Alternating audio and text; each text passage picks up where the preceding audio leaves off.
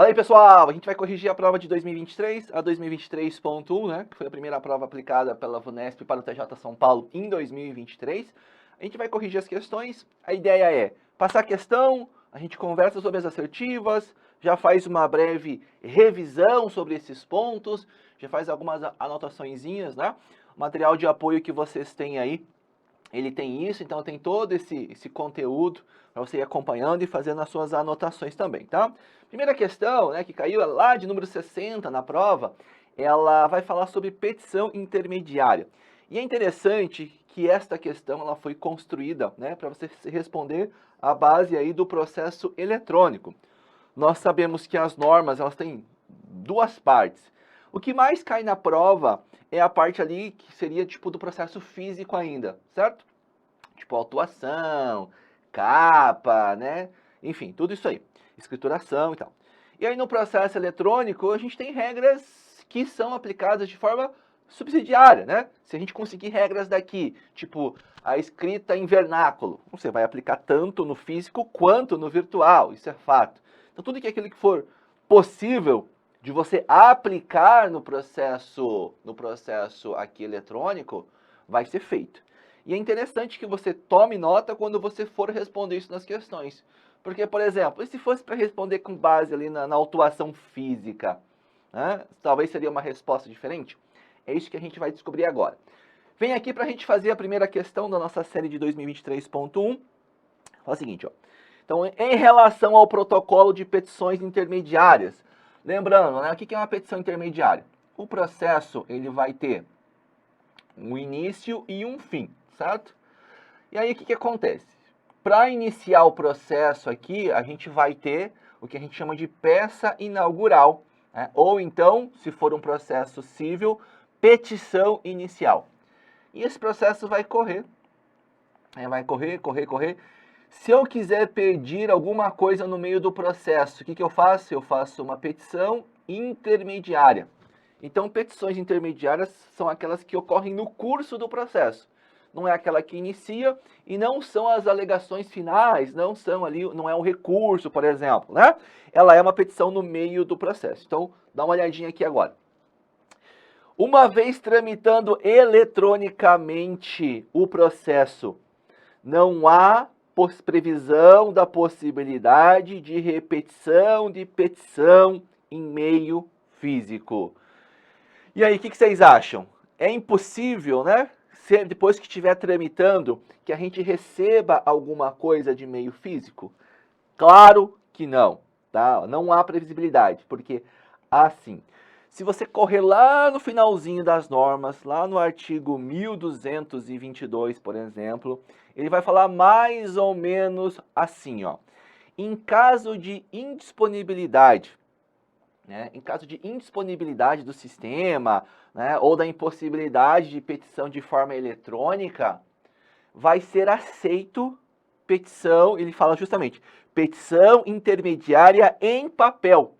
É justamente isso que fala ali no artigo 1022. Não é exatamente com essas mesmas palavras, mas essa é a ideia desse artigo. Ou seja, quando a questão fala que não é possível receber aqui em meio físico, né, está errado. É claro, né, que aí a gente está com um processo, o sistema está indisponível, o processo é eletrônico, mas está indisponível o sistema. E a gente precisa fazer uma petição, a gente precisa atravessar a petição ali. A gente vai fazer ela pelo meio físico, em papel. Mas depois, hora que o sistema volta ao ar, por exemplo, a gente já não vai mais aceitar petição de papel. A gente só vai aceitar, nesse caso, depois no sistema eletrônico. Joia? Então, esse é o erro da questão.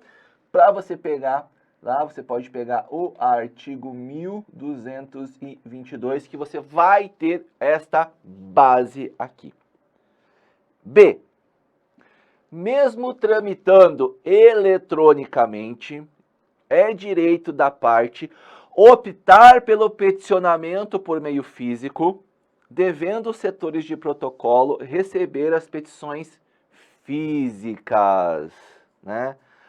Então, né? É o seguinte, é vedado, né, o recebimento de petição física para processos eletrônicos, exceto, é claro, no caso de indisponibilidade. Você também pode pegar ali nesse rol de artigos que a gente tem, né, 1221, 1220, deixa eu até pegar ele aqui para falar para vocês exatamente qual é o artigo que a gente, né, tem por base isso aí, tá?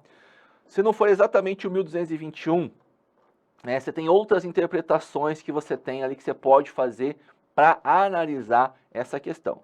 Mas o fato é isso aí, ó, 1221 mesmo. Tá lá, ó.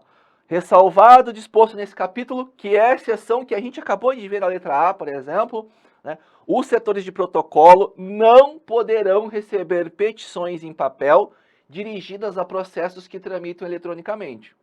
E a ideia é muito fácil por trás disso. Você sabe por quê? Veja, se eu estou de forma eletrônica, se fosse aceito petição física, para quem que você acha que ia caber esse trabalho de digitalizar as peças? Ao próprio judiciário. E aí tu tem noção quantas peças a gente receberia por dia? Talvez, né? Talvez precisaria de um servidor em cada unidade judicial só para isso. Né? Ou então, no setor de protocolo, evidentemente, um grupo de pessoas. Por isso que de forma inteligente é vedado. É vedado. Então você anota aí que essa tem por base o artigo 1221, certo? 1221. Letra C. Ocorrendo indevida protocolização de petição física em processo eletrônico, se o setor de protocolo de origem verificar o erro antes do cadastramento em envio ao ofício de justiça, deve-se cancelar o protocolo e intimar o peticionário para a retirada de petição. Gente, essa assertiva ela causou, né, uma certa confusão na hora de respondê-la, porque ela, de forma excepcional, a gente pode falar assim, ela não trata exatamente do texto das normas. O que vocês aprendem? O que eu ensino? Estou em dúvida? Lembra do texto das normas. Por isso eu volto a reforçar aqui para os senhores e senhoras, futuros e proeminentes escreventes do TJ São Paulo. Leiam a lei seca. Leiam a lei seca. Se você ainda está perdido, leiam a lei seca, que vocês vão ganhar corpo nesse conteúdo. Eu sei que o ideal, e é uma questão, por exemplo, que ensejaria isso, você entender o mecanismo, você entender o funcionamento. Mas considerando talvez a época atual, você não tenha tempo para isso. Então a lei seca, ela é fundamental. Outra coisa, né? Cuidado com a lei seca, porque normas da corregedoria, elas estão sendo atualizadas ali, né, rotineiramente. Então, a cada 15 dias, você tem uma resolução, ali uma emenda regimental, alterando, né, um provimento, na verdade, alterando as normas. Então, toma cuidado aí se você tiver material antigo ou materiais antigos, né? É certo que nem todas as alterações impactam no edital do TJ de São Paulo, mas a gente tem algumas alterações nesse período, então você tem que tomar cuidado. Né? As do pós-edital não se aplicam como regra geral, mas é bom ficar atento também. Fechado? E aí eu falo isso porque às vezes você vai pegar questões mais antigas e você não vai, né? Você não vai ter aqui, nesse caso, né, uma assertiva que você vai conseguir responder. Porque talvez, e tem várias, que foram alteradas ao longo do tempo. Então hoje a resposta é errada, né, porque ela está desatualizada. Fechado? Essa aqui, deixa eu revisar com vocês o que acontece. Se você pegar lá, né, o artigo 1221, parágrafo 1º, que é o que fala sobre esse ponto aqui, deixa eu só pegar aqui e mudar a cor da caneta para ficar mais fácil para a gente trabalhar. Vou pegar aqui uma roxinha.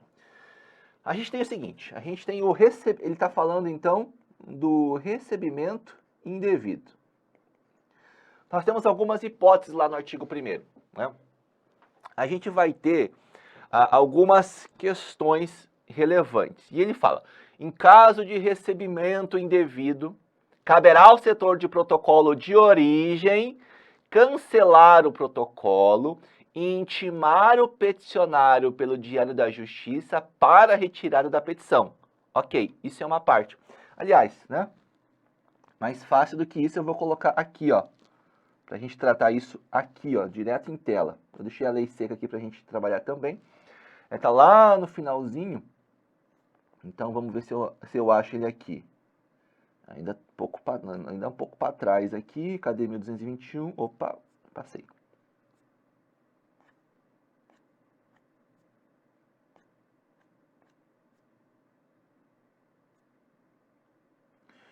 É esse artigo aqui, ó.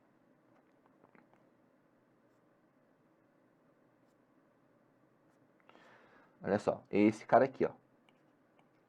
Então ele está falando o seguinte, ó, em caso de recebimento indevido, a gente tem o protocolo de origem, certo? O que o protocolo de origem faz? Ele cancela o protocolo.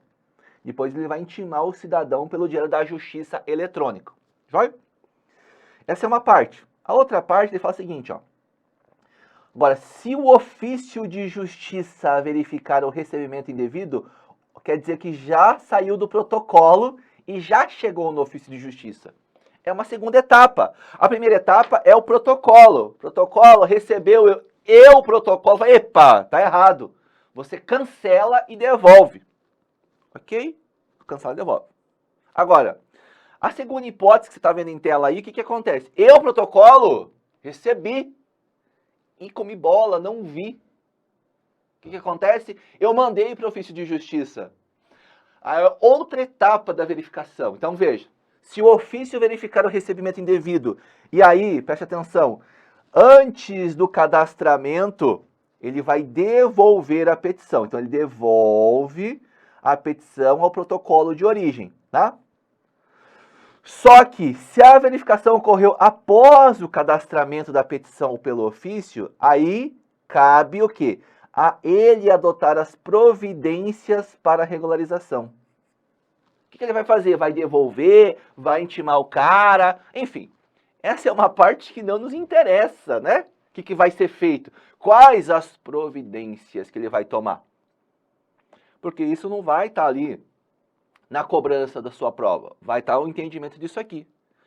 Então, esse inciso, né, esse artigo, no caso, ele tem várias etapas. Então, para você organizar suas ideias, deixa eu voltar aqui para o nosso material agora. Então, a gente tem o recebimento indevido.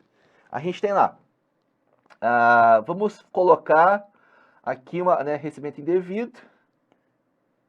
A gente tem aqui, ó, a verificação, que é o ponto-chave, né, da questão. Essa verificação, aí ela vai ter duas etapas agora. Primeira etapa e segunda. A primeira etapa foi realizada pelo próprio protocolo. A segunda etapa, ela foi verificada aqui pelo ofício de justiça, que é diferente. Tá? Quando a gente verifica no setor de protocolo, o que ele vai fazer? Ele cancela,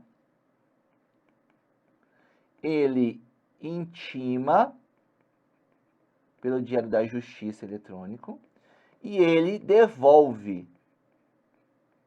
Ok? Perfeito. Quando é o ofício de justiça, existem duas hipóteses. Tá? Uma antes do cadastramento e a outra depois. Quando é depois, é fácil. O que ele vai fazer? Adota as providências para a regularização. Certo? Agora, quando é antes, que tem essa questão aí. Tá? Que ele vai fazer essa questão. Se verificar antes do cadastramento, ele vai simplesmente, ele devolve ao protocolo. Tá? Devolve ao protocolo.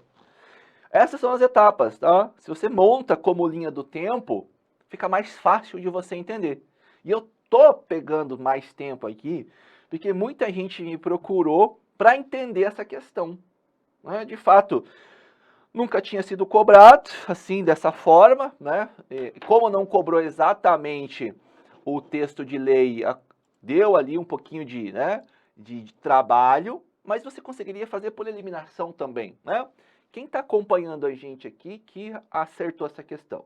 Tem muita gente que acertou, né? Claro, né?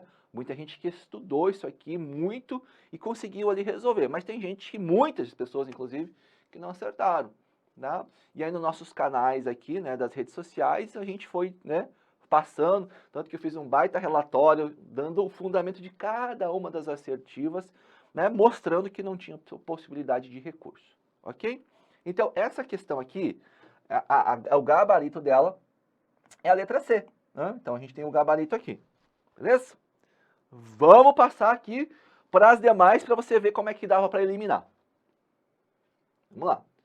Letra D. Não há previsão de materialização de processos que correm em meio digital e todas as petições a ele referentes devem ser elaboradas digitalmente. Se a gente voltar lá na letra A, tá? Então, isso aqui ó, é igual à letra A. Igual à letra A. É o mesmo fundamento, tá? É o mesmo fundamento da letra A. Então, você já tem duas aqui, ó. Essa você eliminava e essa você eliminava pelo mesmo fundamento da letra A, tá? Pelo mesmo fundamento da letra A.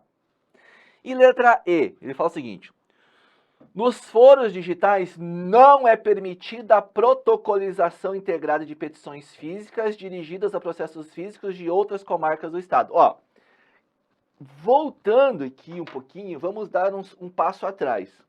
Não vamos falar do processo eletrônico, vamos falar do processo físico, mas tem ainda horas.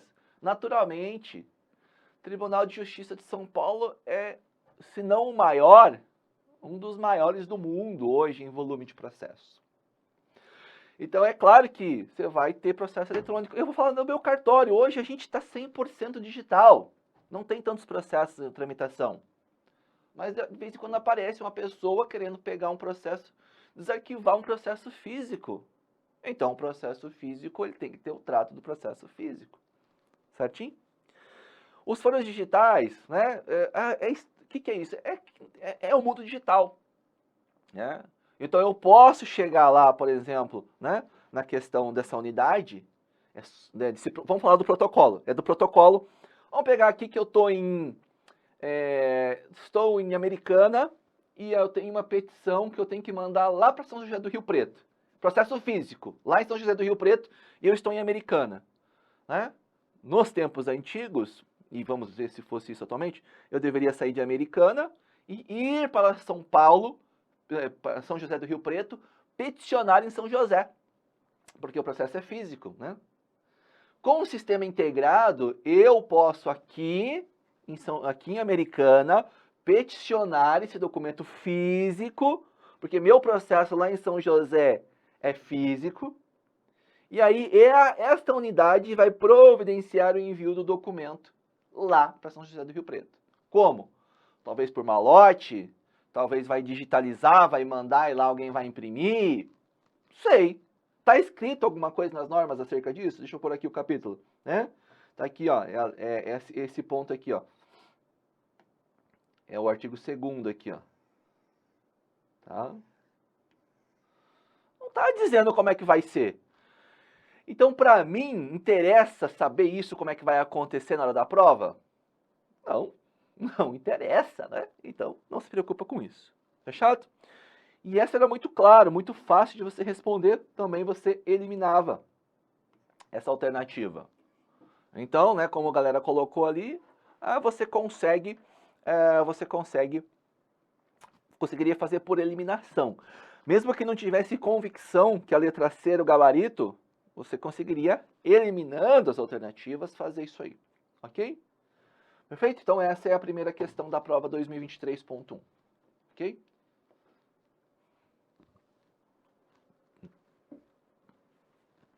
Segunda questão. Com relação à tramitação de processo eletrônico e sua disciplina nas normas da Corregedoria da Justiça do Estado de São Paulo, assinale a alternativa correta. Vamos lá. Veja, novamente, correta. Novamente, tramitação de processo eletrônico. Eu acredito, né, se você olhar para trás e olhar a prova agora, as provas agora, pode observar que eles têm cobrado mais coisas de processo eletrônico. Porque é o dia a dia, é a realidade hoje. E posso estar errado, mas eu acredito que nos próximos concursos, talvez, nós poderemos ter outros capítulos das normas da corregedoria mais ligadas ao processo eletrônico do que ao processo físico.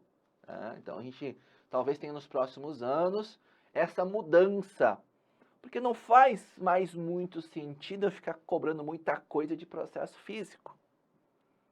Concorda comigo? Então, talvez a gente observe esta mudança, né, nos próximos concursos aí. Vamos lá. As previsões das normas da corregedoria relativas ao processo físico não têm aplicação ao processo eletrônico, tendo em vista a disciplina específica desse último. Gente, até já devo ter citado isso para vocês. Veja, de fato, uma coisa é a regra que eu tenho que rubricar. Tem que colocar um número, tenho que rubricar, né? Outra coisa, o processo eletrônico, eu não preciso numerar, porque o próprio sistema, na verdade, o sistema, ele não vai numerar as páginas também. Mas a gente cria por movimentações. Então, como é que a gente faz referências, né? Por exemplo, o Ministério Público, e eu faço isso diariamente, o Ministério Público pede, sei lá, para fazer alguma coisa. E eu vou lá e falo assim, certifico conforme evento ou movimento 53.1, fiz isso, encaminhei os autos ao réu, renovei as guias de prestação pecuniária, encaminhei o beneficiado para prestação de serviços comunitários, encaminhei para ele os termos aí do Conselho da Comunidade, o agendamento. E aí a gente fala, né? Depois eu falo, conforme o evento tal e o evento tal, o indivíduo não pagou as guias e não começou o serviço comunitário. E eu faço uma certidão e mando para o MP. O MP depois, conforme consignado na certidão de evento tal, que foi aquela que eu fiz, faça isso. Aí, às vezes, né, tem que ir para o juiz, para homologar, para o juiz despachar, autorizar, né? E aí vai para o juiz, por exemplo. Aí o juiz fala assim, conforme solicitado pelo Ministério Público no evento 88.2, sei lá, né? Faça isso, homologo a alteração, homologo, cancelo, né, extingo a punibilidade. Então a gente faz essas referências pelo número do evento. Quando era processo físico, eu fazia essa referência pelo número da folha, conforme folha número 2, né, folha número 85, folha 1253. Então a gente fazia essa referência, né?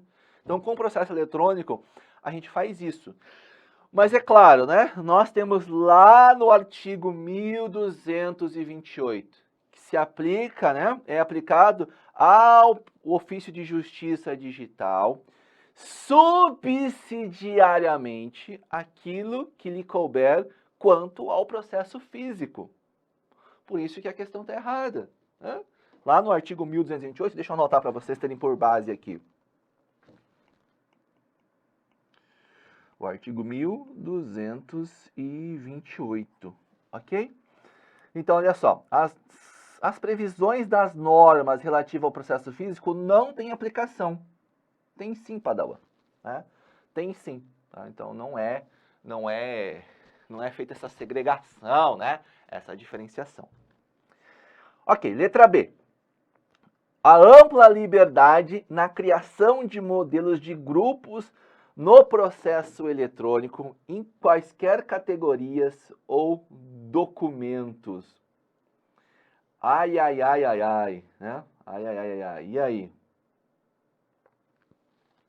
Essa é uma questão também que bastante gente patinou. Por que patinou? Porque a gente tem regras, deixa eu colocar aqui. Deixa eu pegar só o artigo aqui para a gente repassar, tá? tem algumas regras aqui que nós podemos criar modelos de documentos. Eu, por exemplo, né, eu atualmente, né, eu sou responsável pela área de execução, de acordos de não persecução penal. E aí quando eu posso falar claramente, quando a gente começou não tinha nada. E aí depois a gente foi criando modelos. Eu mesmo criei vários modelos de documentos, vários modelos de certidões, desculpem, tá? Vários modelos de certidões. Eu criei vários modelos ali, né, de mandados. Né? Por que a gente cria modelo? E vocês vão fazer isso também, vocês vão trabalhar com isso, tá? Porque o que acontece? Eu vou lá, sei lá, eu movimento 20 acordos de não persecução penal por dia. E, gente, né, processo é igual um ao outro. O que eu verifico? Se ele está cumprindo o serviço comunitário, se ele está pagando as guias, tá? E aí eu certifico, né, que os autos aguardam o cumprimento integral dos termos do acordo conforme evento tal. Certifico. Tá? E aí, imagina eu ter que escrever isso, se eu faço 20 vezes do processo, eu vou escrever isso 20 vezes? Não. Então, criei o modelo, e aí eu sei que o termo do NPP sempre vai estar no evento 1, sempre. Eu já criei. Certifico que os autos aguardam o cumprimento integral do acordo de não persecução penal, conforme é consignado no movimento 1. Ponto. O que eu faço? Eu só abro, tem lá, tipo de documento, certidão. Que tipo de certidão? Certidão que aguarda, aí você coloca o nome, né? Certidão que aguarda o cumprimento integral. Eu criei, ele vai abrir, eu só assino o documento. Não tem que ficar escrevendo nada. E pode parecer estranho. Existe, eu não sei se está ainda, mas existe um estudo na Justiça Federal pela quantidade de cliques. Clique mesmo, né? Que você vai lá, ó, mouse, ó. Sabe? Né? Você tem ideia quantos cliques se dá por dia? Né? Porque você abre. E aí, quanto você digita por dia? Então, existem estudos, né, para melhorar, talvez. Eu não sei se ainda estão em andamento, mas uma vez eu até sei que tinha. E aí, isso facilita o trabalho, né? Além de ganhar tempo. O tempo de eu ter que escrever uma linha, né? Aí eu tenho que escrever 20 vezes a mesma linha no dia, eu perco tempo, eu vou movimentar mais processo. É por isso que a gente tem que ter a visão seguinte: quanto mais automatizado o processo, e a inteligência virtual está vindo com tudo, tá, gente, no processo. Quanto mais a gente tem isso, mais a gente movimenta e mais gente precisa. Porque, cara, antes a gente, sei lá, movimentava 20 processos por dia no cartório, 30. Hoje a gente movimenta 200 processos no dia, mais de 200 processos no dia. Chega lá, às vezes só eu tenho lá 50 processos movimentados no dia. Nós estamos em 7 servidores, mais 4 estagiários. Então, dá mais de 1.000 movimentações, 1.200, 1.500 movimentações por dia. Então, isso vai dando mais agilidade no processo. Consequentemente, em tese, o processo vai tramitar mais rápido. Então, tem um estudo aí que mostra o processo, onde o processo demora mais. O processo demora mais no cartório. Tá? Demora mais no cartório, na unidade judicial. São estudos do CNJ. Então, por isso que eu falo que a inteligência virtual ela vem para fazer muitas coisas. E né, isso vai ser fantástico para a gente. Por exemplo, o juiz vai lá e manda citar o cara. Manda intimar. E aí vem para o cartório, eu tenho que pegar, fazer o mandado e assinar. Mas já tem o modelo, né? Já tem também o endereço do indivíduo, já tem o telefone, tem tudo. Não poderia, a partir do momento que o juiz dá esse despacho, já não gerar automático isso aí? Talvez. Mas aí nós precisamos do elemento humano. Porque às vezes o sistema vai ter que evoluir nesse sentido. Às vezes o endereço que está aqui ele não foi encontrado já anteriormente. Às vezes tem um novo endereço certificado nos autos e alguém esqueceu de atualizar o cadastro. Não precisa do elemento humano. Só que isso vai dando mais agilidade. Vai dando, né, mais corpo no processo ali. Então por isso que a gente tem essa visão. E o artigo 1238, que é o foco da questão, ele justamente fala isso sobre a criação de modelos. Ó, criação de modelos de grupo ou usuário. O que é um grupo? Ó, vamos supor aqui, ó. Vamos supor que a gente tem aqui, ó. Assim, ó, exemplo esdrúxulo. Ó, exemplo para servidores. Grupo, né? Temos o escrivão. E sei lá, um outro modelo para estagiário. São grupos, entendeu? Grupos. Ou às vezes eu posso ter ali oficiais de justiça, servidores das unidades. Esses são os grupos. Ou então usuário, que foi o caso que eu fiz, né? Eu tenho ali o usuário, né? E eu tenho os meus modelos. Esse modelo fica para todo mundo que usar lá. Mas, né, pode ser só eu que uso, só eu que movimento naquela área. Ah, pode ser para usuários específicos também. A gente pode fazer para o estagiário, a gente pode fazer, enfim, para quem for ali necessário. Legal?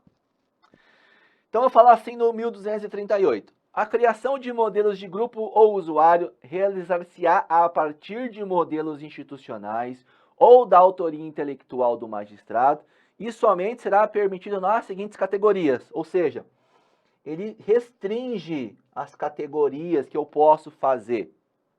Tá? E aqui eu também tenho restrições. Por exemplo, nós temos que comunicar ao Instituto de Identificação quando a pessoa é denunciada, quando ela é absolvida, quando é sentenciada, quando faz um acordo de não persecução. E isso nós temos um modelo aqui institucional e a gente não consegue alterar. Eu já tentei. Eu vou fazer aqui uma melhoria que eu acho que vai ficar melhor. Não posso, não tem jeito. O sistema não permite. É a mesma coisa no TJ de São Paulo, tá? Então, veja, quando a questão ela fala assim pra gente, a ampla liberdade na criação de modelos de grupo no processo, em qualquer categoria, ela está errada. Porque o próprio 1238, como vocês viram aqui, ele está restringindo, ó. Está restringindo. Então, estamos aqui com a questão errada também, tá? Porque não há ampla, nós temos restrição, e aí o artigo é o 1238. Joia? Vamos lá, letra C. Na elaboração de documentos pelo ofício de justiça no processo eletrônico, devem ser utilizados os documentos institucionais padronizados, autorizados e homologados pelo juiz diretor do foro. Eu sempre faço a mesma crítica, né? Mas o TJ São Paulo deveria ter no seu edital o código de organização. Porque muita gente, e eu falo por mim, tá? Muita gente vai chegar lá e não vai saber a diferença entre Ministério Público e Poder Judiciário. Muitas pessoas não sabem o que é uma unidade, o que é um diretor do foro, o que é uma central de mandados, qual que é a diferença entre as unidades judiciárias. Alô, TJ de São Paulo? Vamos colocar um código de organização aí para a galera chegar sabendo. É muito bacana, é importante. Porque eu sofri lá em 2011, quando eu comecei a trabalhar, em fevereiro de 2011, eu não sabia nada, eu não sabia o que era o juiz, o que era o Ministério Público, para mim era tudo a mesma coisa, porque ficava no mesmo prédio. Eu não entendia nada. Mas não estudei. Pro TJ de São Paulo, pro TJ do Paraná, não. Assim, eu tenho história, mas enfim, eu não estudei. E eu não sabia. E aí, é claro, eu poderia me consolar, né? Dane-se. Mas não, eu fui estudar. Por isso que eu estou aqui hoje, eu acredito, né? Porque eu fui estudar as normas da corregedoria, fui estudar o código de organização. Então, eu sugiro que você faça a mesma coisa. O diretor do foro é um dos juízes da comarca que ele é nomeado ou designado, ou se for só ele, né? Ele fica como fosse síndico da comarca. Basicamente é isso. Cabe a ele zelar e administrar pelo prédio do fórum. Cuida do asseio, da limpeza, da segurança, da execução dos contratos, né? Tudo ali. Ele vai exercer uma função administrativa como se fosse o braço direito do presidente, porque cabe ao presidente do TJ administrar o Poder Judiciário. Mas o tribunal é muito grande e o presidente está na capital. Então ele tem os diretores do foro, que é um juiz da comarca que acumula essa função. É mixaria para fazer isso. E aí nós temos um servidor, né, geralmente que dá suporte a ele também. Então o diretor do foro é esse. Ele não tem hierarquia sobre os demais juízes, tá? Ele tem essa função basicamente administrativa que eu estou falando para vocês. E esses modelos a gente vai recorrer lá no 1238 também, cadê? Deixa eu ver onde é que está aqui, qual item do 1238 está. Se a gente já não passou, né? Ah, tá aqui, ó. Tá no 1237, esse artigo aqui, ó. Na elaboração de documentos, né, serão utilizados os modelos de expediente institucional padronizados e autorizados e aprovados por quem? Corregedoria Geral de Justiça. Então a questão, quando ela vem aqui e fala que vai ser homologado pelo juiz diretor do foro, né, não é por ele. Não é por ele. Tá? Não é por ele. É por quem? É pela corregedoria. Pela corregedoria. Tá?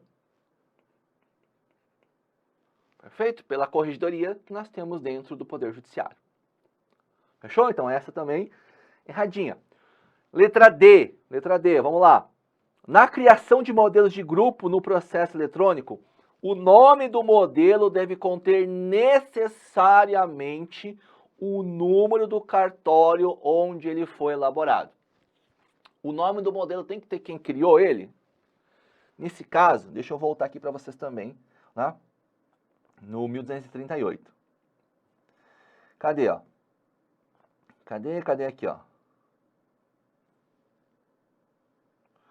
Aqui, ó. Modelos de grupo que obrigatoriamente as seguintes características. Aí, ó, vinculação de atos, nomeação do modelo, ó, nomeação do modelo com os termos que correspondem ao teor do documento, inclusive com a informação do ato que ele for vinculado, tá? E aí vai ter indicação no cadastro ou do nome do modelo quanto à necessidade de análise e cumprimento do ato judicial pelo cartório, indicação no cadastro ou do nome do modelo das informações do prazo a ser cumprido, vinculação das informações específicas, vinculação dos atos encaminhados aos portais. Veja, não tem que ter o nome do cartório, não é necessário, tá? Então, não é necessariamente está errado. Bacana? Letra E agora. Sempre que cabível, a fim de possibilitar o trabalho em lote e filtro nas filas de trabalho pela serventia, deverão ser utilizados modelos de grupo. E aí? Também está nas normas isso aqui. Para quem passou despercebido, está aqui. É justamente esse 3 aqui, ó. Está aqui o fundamento da questão. Tá? Sempre que cabível, a fim de possibilitar trabalho em lotes e filtros nas filas de trabalho pela serventia, deverão ser utilizados os modelos de grupo que conterão obrigatoriamente as seguintes características, né? Eles vão obrigar. Claro, a questão não está completa, porque não fala das características, mas ela está perfeita, está ótima, ela está corretíssima. Joia? Então, nós temos aqui gabarito dessa questão aqui, gabarito letra E. Fechado? Maravilha, né? Deixei uns slides para vocês anotarem aí.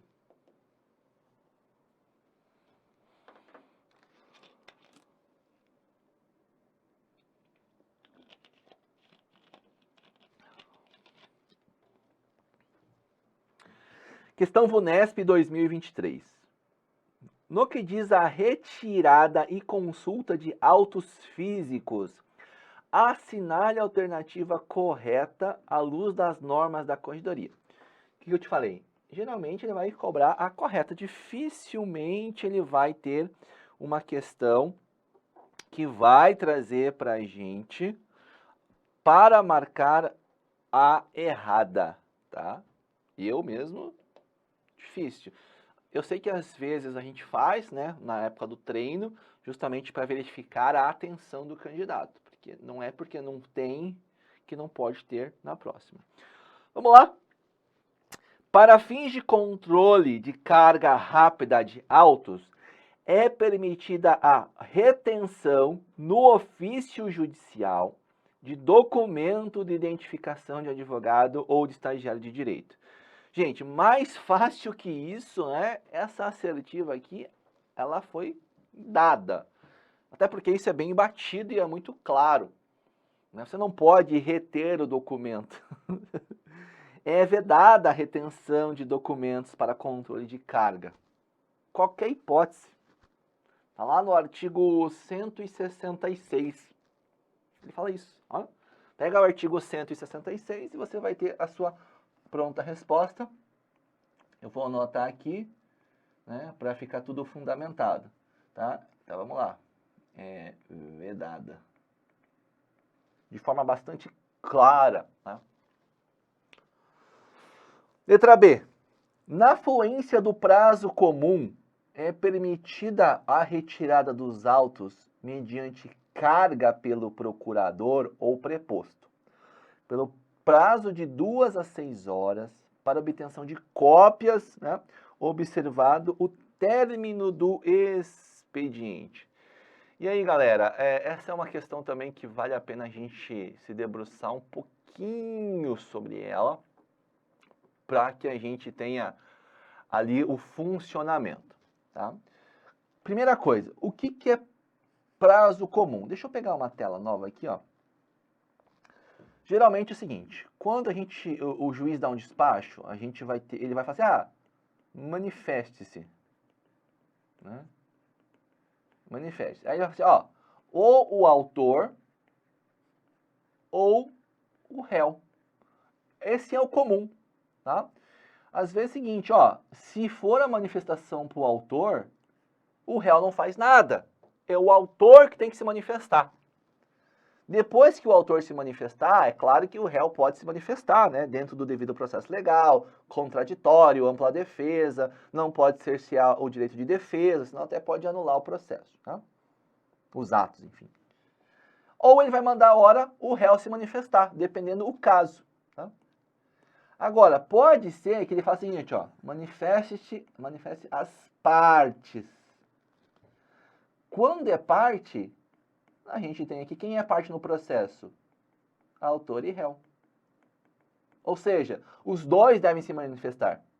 Então, quando ele manda os dois se manifestar, isso é prazo comum. É um exemplo, né? É um exemplo. Por que prazo comum? Porque ambos têm o mesmo prazo para se manifestar. Certo? E aí, é claro, né? O que a questão está falando para você? E aí, olha aqui de novo, ó.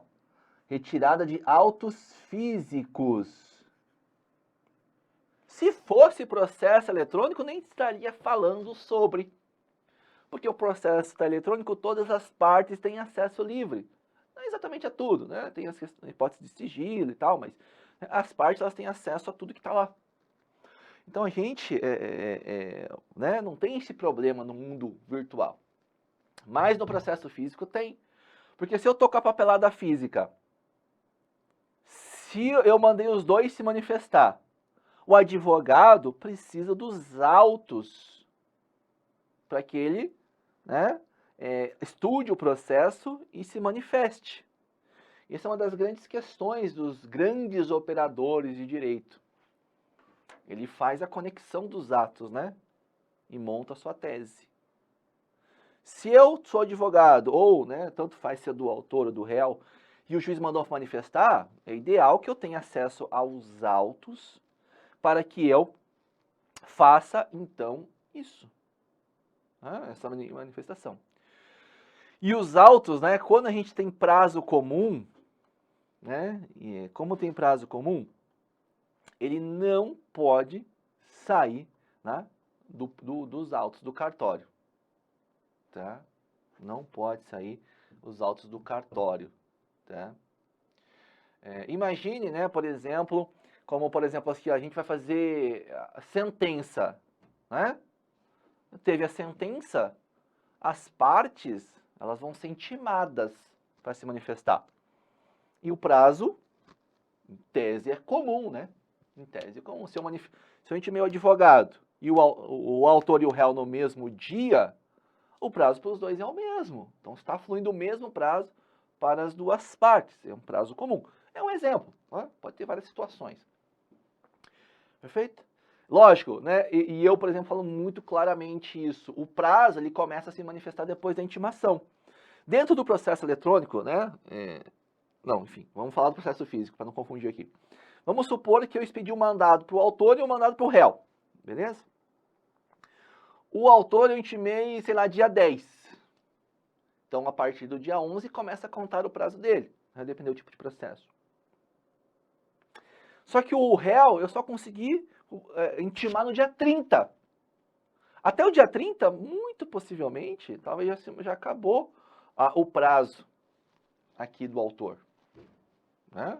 Dependendo da situação. Claro, depois a gente pode fazer, né, um recurso adesivo. Enfim, tem várias hipóteses dentro do mundo judicial. Mas é só um exemplo para vocês entenderem, né? Então, não necessariamente quando o juiz manda intimar ambas as partes, o prazo vai começar a correr no mesmo dia, para ambos, ou vai acabar no mesmo dia. E no processo físico e no processo eletrônico, isso acontece também. Vamos focar na questão aqui, né? Lá no 164, o 64, parágrafo 2º, ele fala o seguinte: na fluência do prazo comum, né, o que acontece? Só em conjunto ou mediante prévio ajuste por petição nos autos, né, que a gente vai ter a possibilidade de retirar esses autos de cartório para obtenção de cópia. E esse prazo, neste caso do prazo comum, né, ele é o quê? De 2 a 6 horas. De 2 a 6 horas. E a gente faz carga ainda, tá? A gente faz carga. Não vai esquecer disso. Então, voltando para a questão aqui, o acesso aos autos... Desculpa, letra B. Na fluência do prazo comum, é permitida a retirada dos autos mediante carga pelo procurador ou pelo preposto? Ora, claro que é. Tá? É permitida, né, no prazo de 2 a 6 horas para obtenção de cópias? Claro que é. E é observado o término do expediente? Sim. Por isso que é de 2 a 6 horas. O cara chegou 4h30 da tarde. Sei lá, fecha 6 horas. Ele tem que devolver até às 6 horas. Não pode ficar até o próximo dia. Isso é o prazo para obtenção de cópia no prazo comum, quando tem influência do prazo comum, tá? Porque se você vai fazer, por exemplo, ali para carga rápida, né, como diz ali na letra A, o prazo é diferente. O prazo é diferente, tá bom? Qual que é o prazo que nós temos para carga rápida? O prazo, né, é por 1 hora. Legal? Lá no 65. Mas aqui a questão que nós estamos trabalhando, ela está correta. Mas ela não falou que tem que ter prévio ajuste. Mas ele está falando que é permitida, existe esta possibilidade. Você vai lá no artigo 164, que a gente estava falando, né? 164, parágrafo 2º. Vai? Vamos ver a letra C agora. O acesso aos autos judiciais de processos em andamento, quando não estejam sujeitos a segredo de justiça, é assegurado aos advogados ou estagiários de direito que apresentem procuração, sendo vedado ao público em geral. E aí?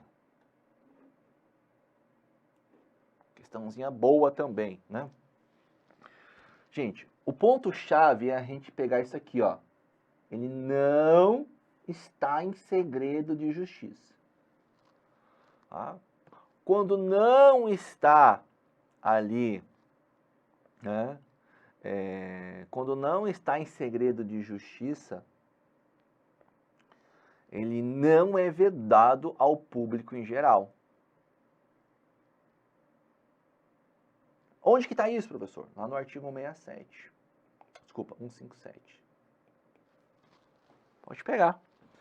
O acesso aos autos judiciais e acesso aos autos administrativos, ele de fato é garantido ao advogado, ao estagiário, mas com ou sem procuração e ao público em geral. É a primeira parte do artigo 157 Ok? Então a questão está errada também. A gente achou certo, inclusive. D. O acesso aos autos judiciais de processos em andamento, quando não estejam sujeitos a segredo de justiça, é assegurado aos advogados ou estagiários de direito, mesmo que não sejam procuradores de quaisquer das partes, sendo vedada a retirada dos autos para cópia. E aí? Tá? A gente pode utilizar o 158, tá? Para que a gente tenha acesso a isso, a resposta. Tá? Lá no 158 vai falar que, para garantia de acesso aos autos que não correm em segredo de justiça, pode aqui, ó, advogado, estagiários de direito, né, com ou sem procuração nas partes, ele fala assim, ó, que não tenham sido constituídos procuradores.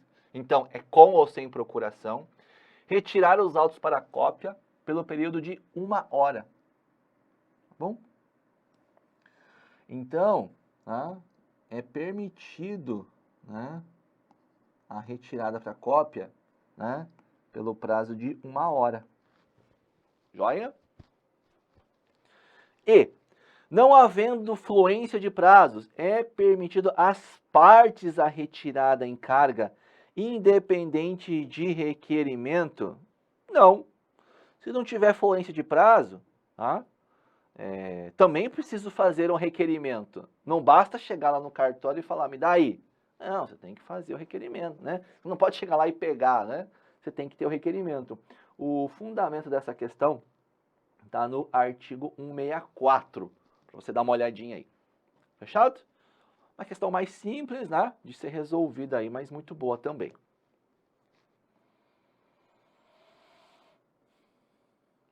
VUNESP 2023, primeira prova de 2023, bora lá. Em relação à atividade correicional. Gente, correição é assunto, assim, ó, meio que figurinha carimbada em provas, tá? Não é um não é um capítulo longo, mas é um ponto que sempre está ali sendo cobrado em provas. Então, é sempre importante você revisar. Não é porque caiu nessa que vai cair na próxima. Ou pode ser que caia também, porque, como eu disse, é um assunto muito bem quisto, né? Principalmente para o TJ São Paulo. Novamente, ela quer que a gente assinale a alternativa correta aqui. Então, a gente vai assinalar a alternativa correta, né? Primeira coisa, vamos fazer uma revisãozinha aqui, ó. A função correicional, ela é feita, né, por correições. Essa correição, ela pode ser ordinária, ela pode ser extraordinária, e tem mais um, vou colocar mais um braço aqui, que ela pode, né, ser virtual. Não é uma classificação oficial, mas você tem que saber. E nós temos a visita, né? A visita correicional. Bacana? São pontos que sempre estão presentes, então tem que lembrar dela. Né? Toma cuidado com isso aqui. Vamos lá. Letra A. Há a previsão da obrigatoriedade da realização de uma correição ordinária por ano, preferencialmente no mês de dezembro, sob todas as serventias, repartições e estabelecimentos sujeitos à fiscalização do juiz corregedor. Essa aqui já é a nossa opção correta. Né? A correição ordinária, né, quando a gente fala ordinária, ela é comum. Então, ela vai se dar todos os anos. Né? Enfim, nas normas, elas falam assim, o juiz vai efetuar uma vez por ano, de preferência em dezembro. Quando fala que o juiz vai efetuar ou efetuará, é uma obrigatoriedade. E muita gente patinou nessa alternativa aqui também. É o que eu disse. Essa prova ela vem um pouco diferente das anteriores, porque ela não cobrou exatamente o texto de lei. é legalista. Você vê que a gente fez várias, que nós temos o texto de lei ali e você responde de boa. Mas principalmente as certas, né? Ela não cobra exatamente o texto. As erradas até que sim, mas as certas não. Tá? O artigo 8º, ele vai falar exatamente o que está aqui, então a gente tem a opção correta já. Né? Letra B. A correção extraordinária consiste na fiscalização excepcional realizada a qualquer momento e sem prévio anúncio e abrangerá todo o serviço judiciário, devendo a ata ser encaminhada à Corregedoria de Justiça no prazo de até 60 dias da sua realização. Tem dois erros, né? Qual é o primeiro erro aqui? Que é o prazo da ata, né? Porque se a gente vai falar aqui, ó, a ata, ela tem até 15 dias ou então até 60 dias. Até 15 dias para a correção extraordinária e para a visita correcional. E até 60 para a correção ordinária. Né? Para a correção ordinária. Esses são os prazos que nós temos aqui para envio da ata. Então, esse é o primeiro. Mas qual que é o erro da outra? E é importante que você saiba. O erro é isso aqui, ó. Abrangerá todo o serviço judiciário. Porque lá, no artigo 6º, esse é o fundamento aqui, né? Lá ele fala o seguinte, que ela pode ser geral ou parcial. Então, não é necessariamente em todo o serviço judiciário, tá? Ela é nesses pontos aqui. Maravilha? Letra C. A visita correcional tem como objetivo instrutório, devendo ser antecipada através da publicação de edital sucinto com até 5 dias de antecedência. Primeira coisa, a visita correcional, será que tem objetivo instrutório? O que fala as normas?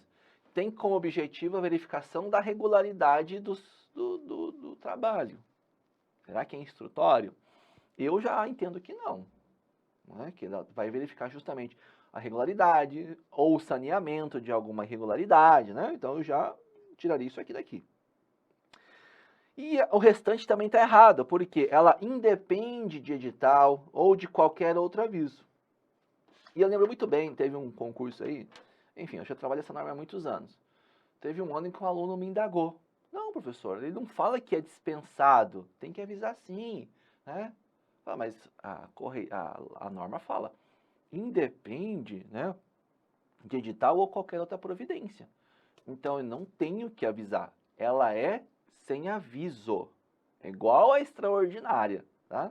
É igual a extraordinária. Perfeito? Lógico, ela tem um prazo para algumas coisas, dependendo do caso ali, mas, enfim.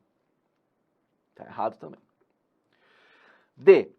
As correções são presenciais, havendo a previsão de implementação gradativa de correções virtuais, com o intuito de controlar temporariamente as atividades subordinadas à disciplina da correição.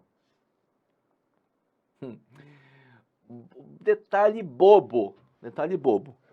Não é controlar temporariamente, é controlar de forma permanente. Então, permanentemente as atividades subordinadas à correição. Você vai pegar isso também lá no artigo 6º. Vou fazer de novo aqui. No artigo 6º. E aqui, ó, essa questão da visita, antes que eu esqueça, tá lá no artigo 9º. Bacana? Letra E. A correição ordinária e a visita correicional dependem de edital afixado no átrio do fórum com pelo menos 15 dias de antecedência. A correição, até tudo bem, mas a visita não. Né? Ela é igual à letra C. É o mesmo fundamento. Lá na letra C a gente já matou esse conteúdo aqui com vocês. Fechou? Então, questão sobre visitas correicionais, a gente já teve questões mais difíceis sobre esse assunto. Ok? Essa aqui foi Muito simples, aliás, tá?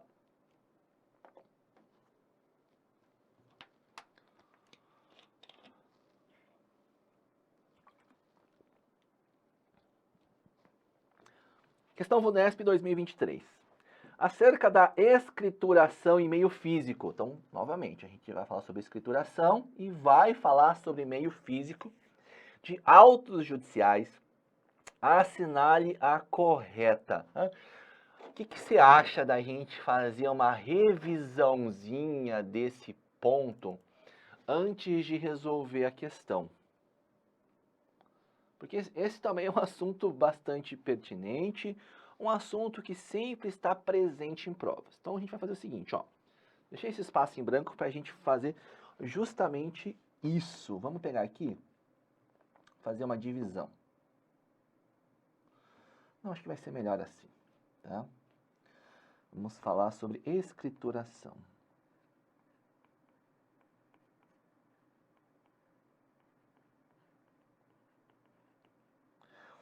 A escrituração, ela vai ser dividida em 3 pontos.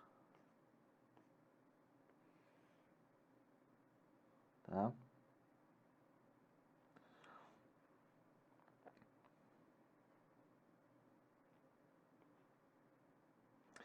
Nós vamos ter aqui, como a gente pode falar de deveres? Você acha que a gente pode falar de dever ali? Eu acho que pode, né? Ou não?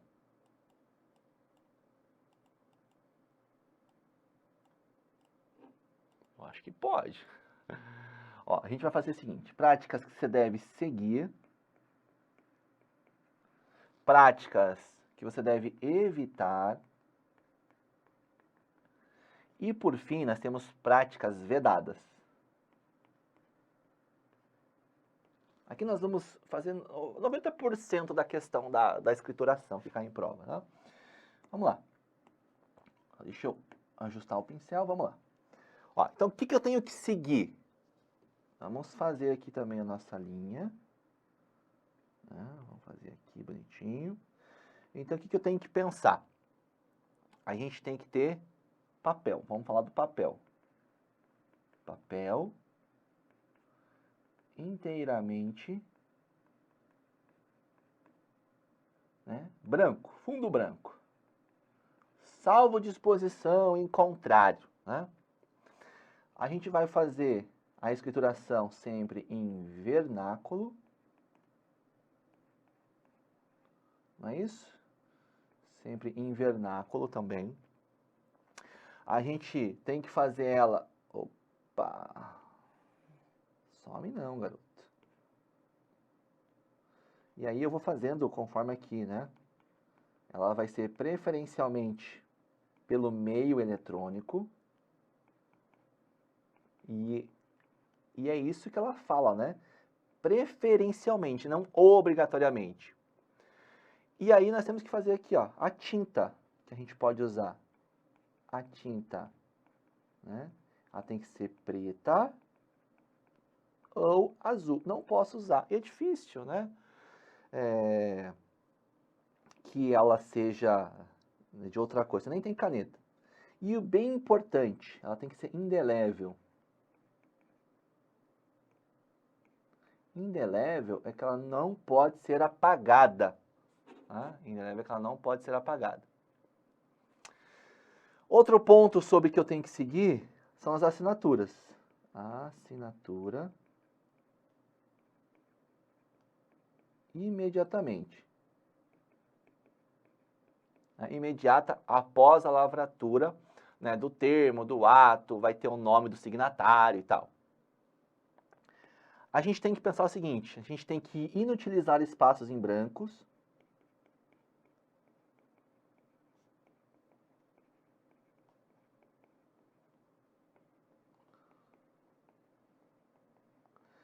E por fim, né, os numerais.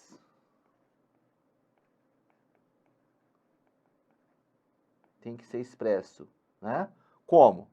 Por algarismos e por extenso. Não é por extenso? É, por extenso, eu tenho que escrever. Fechou? Então, essas são as práticas a seguir, as práticas básicas. E as práticas que eu devo evitar? Elas são menores, né? Mas também são deveras importantes aqui pra gente. Vamos lá. Qual que é a primeira que eu tenho que evitar? Então, eu tenho que evitar entrelinhas. Eu tenho que evitar erros de digitação. É difícil hoje, né? Mas, enfim. Você tem que evitar emendas, rasuras. O que mais que eu tenho que evitar? Omissões. Tenho que evitar também o quê? Borrões. Não é? É tudo isso que eu tenho que evitar, tá bom? Também a gente tem que evitar anotações sem efeito. Qual que é o último que eu tenho que evitar?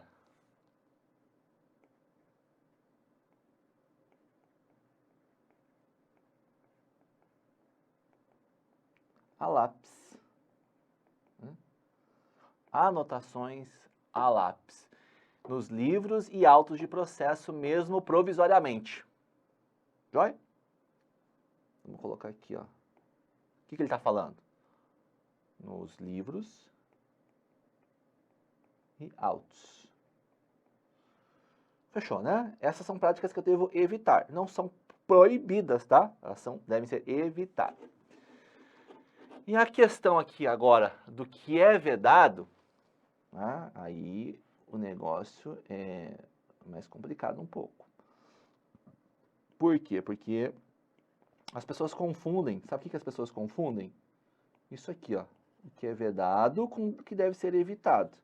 O que eu tenho que fazer até é muito simples. Mas o que é vedado é difícil. Tá? Mas você já vai entender. Né? Ela tem uma diferença. Memorize essa lista que você vai acertar a questão de prova. Tá? A gente é vedado utilizar borracha ou raspagem. Ó, borracha. Ok, borracha. Ou então raspagem. Ou meio mecânico. Tá? Também é utilizado aqui, sei lá, né, que ele fala? Aí tem um monte de coisa. Corretivo, detergente químico, certo? Ou, sei lá, detergente não, detergente, ou meio químico. Isso aqui é vedado, né? Por que é vedado? Para evitar alterações de documentos. Ok?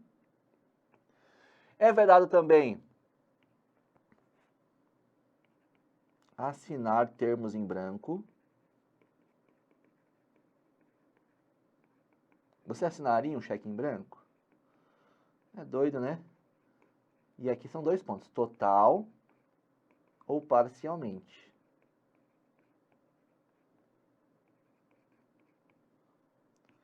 Nós temos mais vedações, né? Abreviaturas. Abreviações, acrônimos, siglas ou símbolos, no geral. Só que tem uma exceção. Qual que é a exceção?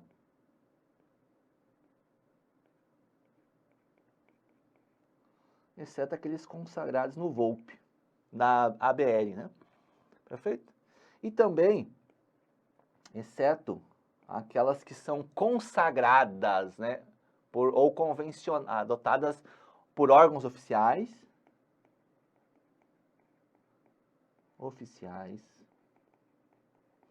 Também é vedado, é permitido o quê? Aquelas, né, de área de conhecimento. área de conhecimento humano. Então, isso é permitido, tá bom? E outro item, por fim, que é vedado, ele fala chancela, né? Chancela ou então meio de reprodução mecânica da assinatura do juiz. Isso é vedado, tá? É vedado ao extremo, tá? É vedado ao extremo. Então tome muito cuidado com isso, tá, pessoal? Essas regras aqui, ó, a gente compilou, e de fato é um item bastante relevante para a sua prova, por isso que eu fiz questão de revisar todo ele aqui com vocês, ponto a ponto, né, para que não ficasse nada passado, despercebido para vocês. Memorize isso e você vai conseguir, né, ter êxito lá na sua prova, galera, tá bom? É bem relevante isso aí. Vou deixar até um pouco mais em tela para que você tenha isso aí em mente, tá?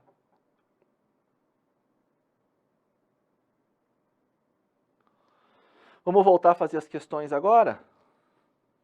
Podemos fazer as questões? O que você acha? Acho uma boa, né? Acho que não faltou nada da escrituração, né?